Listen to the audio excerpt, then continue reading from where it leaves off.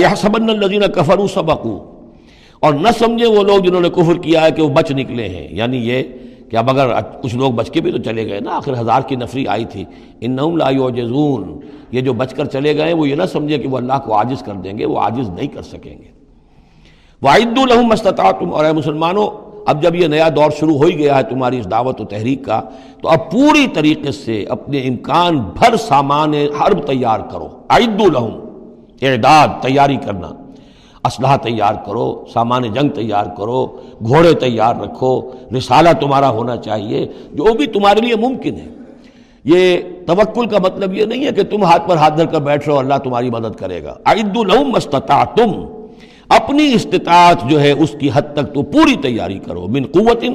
طاقت سے بھی، ومن رباط الخیل، اور پلے ہوئے گھوڑوں کے ذریعے سے بھی، اس لیے کہ اس زمانے میں جنگ کے لیے سب سے زیادہ جو مؤثر شے تھی آپ کو معلوم ہے وہ گھوڑا، تیز رفتار ہے، اونٹ جو ہے تیز دوڑ نہیں سکتا ہے۔ اور اسی حوالے سے آج سمجھ لیجئے ہمارے لیے بہت اہم مسئلہ ہے یہ، اللہ تعالیٰ نے شاید عالم اسلام میں پورے میں پتہ نہیں 50 60 70 کتنے ملک دنیا میں ہیں مسلمان کہلاتے ہیں، ایک ملک ہے صرف جسے ایٹمک صلاحیت دی ہے،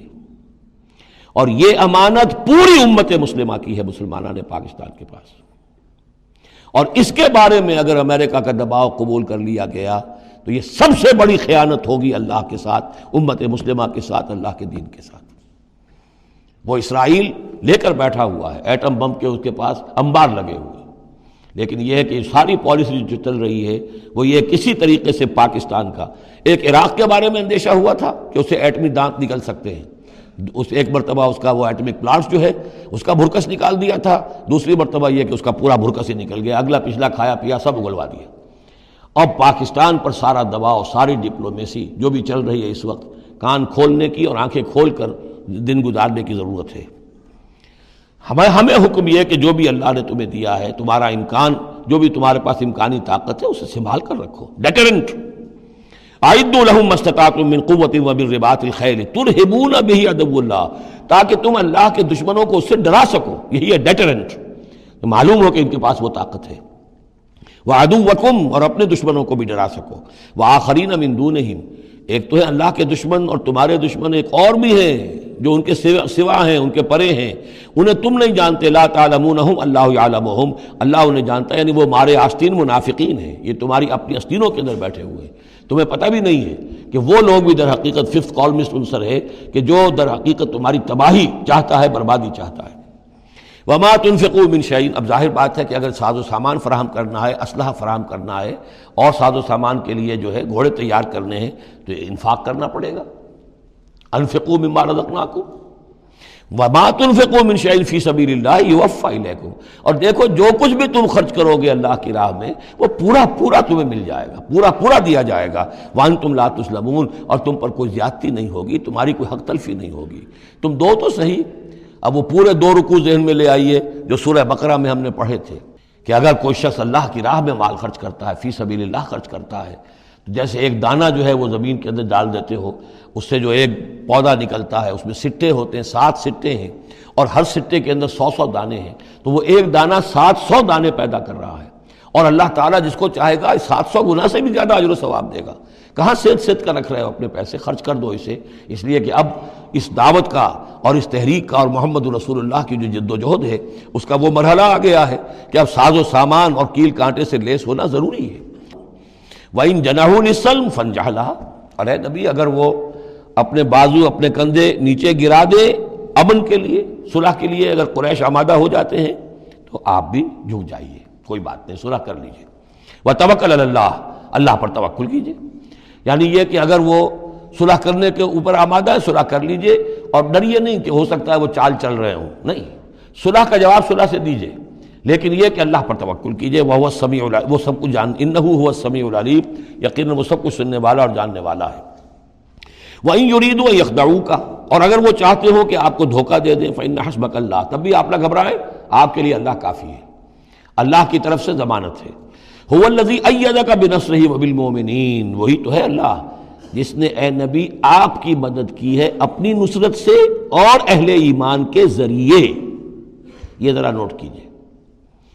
اللہ نے محمد کی مدد کی ہے اہل ایمان کے ذریعے،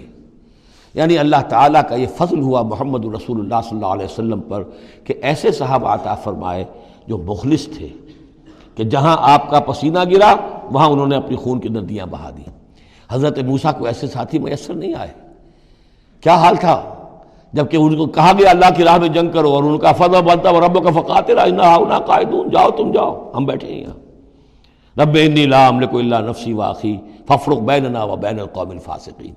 یہاں یہ ہوا تھا جب دوسری مرتبہ مقام صفرا پر جب ہوئی ہے جو مشاورت، اور وہ بڑی یوں سمجھیے کہ کانٹے کی مشاورت تھی، وہاں بھی کچھ لوگ زور دے رہے تھے مسلسل کہ چلیے ہمیں چلنا چاہیے پہلے قافلے کی طرف۔ وہ تو آپ کو سیرت کی کتابوں میں پڑھنا ہوگا، لیکن یہ ہے کہ اس وقت حضور کا منشا یہ تھا، آپ بار بار کہ اچھا آپ اور لوگ مشورہ دیں، اور لوگ بھی مشورہ دیں۔ حضرت مقداد نے کھڑے ہو کر یہی بات کہی رضی اللہ تعالیٰ عنہ، اے نبی آپ ہمیں موسیٰ کے ساتھی نہ سمجھیے جنہوں نے کہہ دیا تھا فَاسْتَبَنْتَ وَرَبُّكَ فَقَاتِلَا إِنَّا هُنَا قَاعِدُونَ، ہم آپ کے ساتھی ہیں، آپ جو حکم دیں ہم حاضر ہیں۔ حضرت ابوبکر نے تقریر کی، حضرت عمر نے تقریر کی، حضور دیکھ رہے ہیں انصار کا کیا منشا ہے، ان کی کیا رائے ہے۔ پھر کھڑے ہوئے حضرت سعد، انہوں نے کہا ہے کَأَنَّكَ تَعْنِينَا یا رسول اللہ، اے اللہ کے رسول شاید آپ کا روح سخن ہماری جانب ہے، شاید اس وجہ سے کہ ہمارا جو معاہدہ ہوا تھا بیعت عقبہ ثانیہ میں وہ یہ تھا کہ اگر مدینے پر حملہ ہوگا تو ہم آپ کی حفاظت کریں گے، شاید یہ گمان ہے آپ کا۔ فَإِنَّا آمَنَّا بِكَ وَصَدَّقْنَاكَ، ہم آپ پر ایمان لا چکے، ہم نے آپ کی تصدیق کی، ہم نے آپ کو اللہ کا رسول مانا، اب ہمارے پاس کوئی آپشن نہیں ہے۔ خدا کی قسم اگر آپ اپنا گھوڑا سمندر میں ڈال دیں گے ہم بھی آپ کے پیچھے اپنی سواریاں سمندر میں ڈال دیں گے، اور خدا کی قسم اگر آپ ہمیں کہیں گے ہم اپنی اونٹیوں کو دبلا کر دیں گے برق الغماد تک جا پہنچیں گے، یعنی یمن کا شہر ہے برق الغماد، وہاں تک پہنچ جائیں گے چاہے ہماری اونٹنیاں لاغر ہو جائیں۔ اس کے بعد حضور کا چہرہ کھل اٹھا کہ انصار کی طرف سے بھی ان کے ایک رئیس نے یہ بات کہی ہے، پھر آپ نے کہا چلو اب بدر کی طرف۔ تو یہ اللہ تعالیٰ نے گویا کہ حضور کی مدد کی ہے اہل ایمان سے۔ هو الذی ایدک بنصرہ، ایک تو اللہ کی مدد آئی آسمان سے، فرشتے آئے، اور ایک وبالمؤمنین، اور اہل ایمان کے ذریعے سے آپ کی مدد کی ہے۔ من انصاری الی اللہ، کون ہے میرا مددگار اللہ کی راہ میں۔ وَأَلَّفَ بَيْنَ قُلُوبِهِمْ، اور ان اہل ایمان کے دلوں میں اللہ نے محبت پیدا کر دی۔ لَوْ أَنفَقْتَ مَا فِي الْأَرْضِ جَمِيعًا مَا أَلَّفْتَ بَيْنَ قُلُوبِهِمْ، ارے نبی اگر آپ دولت کے ذریعے سے محبت پیدا کرتے کہ لوگوں کو زیادہ زیادہ ان کے دل کی نرمی کے لیے، تالیف قلب کے لیے جو ہے پیسے دیے جائیں، اگر زمین کی ساری دولت بھی آپ خرچ کر دیتے تو ان میں یہ تالیف، یہ الفت پیدا نہیں ہو سکتی تھی۔